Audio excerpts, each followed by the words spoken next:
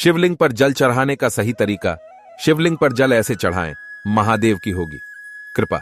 नमस्कार दोस्तों, स्वागत है आप सभी का एक नए वीडियो में। आज की इस वीडियो में हम आपको बताने जा रहे हैं शिवलिंग पर जल कैसे चढ़ाना चाहिए और शिवलिंग पर जल चढ़ाने का रहस्य बताने वाले हैं।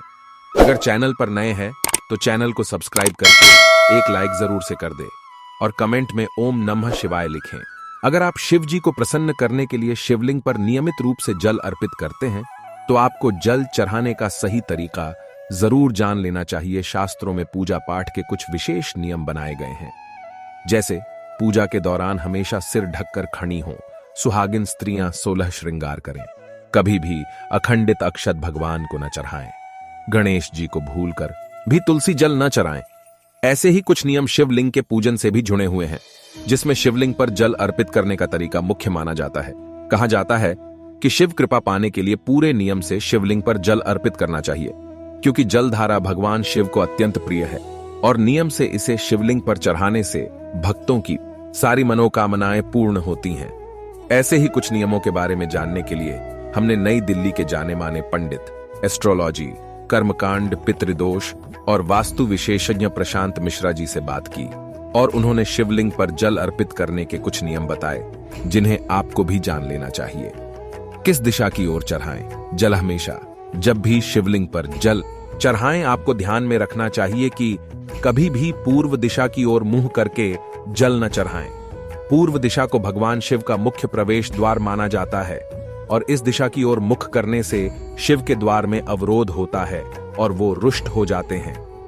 हमेशा उत्तर दिशा की ओर मुंह करके जल चढ़ाएं, क्योंकि उत्तर दिशा को शिव जी का बायां अंग माना जाता है, जो माता पार्वती को समर्पित है। इस दिशा की ओर मुंह करके जल अर्पित करने से भगवान शिव और माता पार्वती दोनों की कृपा दृष्टि प्राप्त होती है। कौन से पात्र से अर्पित करें जल? शिवलिंग पर जल अर्पित करते समय सबसे ज्यादा ध्यान में रखने वाली बात यह है कि आप किस पात्र से जल अर्पित करें।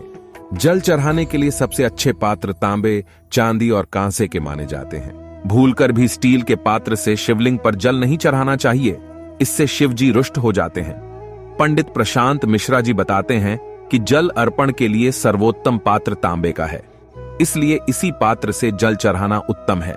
लेकिन भूलकर भी तांबे के पात्र से शिव जी को दूध न चढ़ाएं, क्योंकि तांबे में दूध विष के समान बन जाता है। तेजी से न चढ़ाएं जल। कभी भी शिवलिंग पर तेजी से जल नहीं चढ़ाना चाहिए।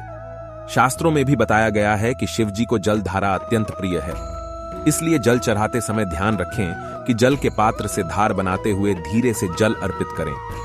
पतली जलधार शिवलिंग पर चढ़ाने से भगवान शिव की विशेष कृपा दृष्टि प्राप्त होती है। बैठकर चढ़ाएं जल। हमेशा शिवलिंग पर जल अर्पित करते समय ध्यान रखें कि बैठकर ही जल अर्पित करें। यहां तक कि रुद्राभिषेक करते समय भी खड़े नहीं होना चाहिए। पुराणों के अनुसार खड़े होकर शिवलिंग पर जल चढ़ाने से यह शिव जी को समर्पित नहीं होता है और इसका पुण्य प्राप्त नहीं होता है। शंख से न चढ़ाएं शिवलिंग पर जल। कभी भी शिवलिंग पर शंख से जल नहीं चढ़ाना चाहिए। ऐसा करने से शिव कृपा प्राप्त नहीं होती है। शिव पुराण के अनुसार शिव जी ने शंखचूड़ नाम के दैत्य का वध किया था। ऐसा माना जाता है कि शंख उसी दैत्य की हड्डियों से बने होते हैं, इसलिए शिवलिंग पर शंख से जल नहीं चढ़ाना चाहिए। जल के साथ कुछ और न मिलाएं। पंडित प्रशांत मिश्रा जी बताते हैं कि कभी भी शिवलिंग पर जल चढ़ाते हुए जल के पात्र में कोई अन्य सामग्री न मिलाएं।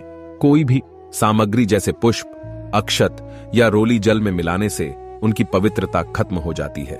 इसलिए भगवान शिव की कृपा दृष्टि पाने के लिए हमेशा जल को अकेले ही चढ़ाना चाहिए। अगर आप भी शिवलिंग पर जल अर्पित करती हैं तो भगवान शिव की कृपा पाने के लिए आपको यहां बताई सभी बातों को ध्यान में रखना चाहिए। अगर आप भी भगवान शिव के भक्त हैं तो चैनल को सब्सक्राइब करके एक लाइक कर दो और कमेंट में ओम नमः शिवाय लिखें। धन्यवाद।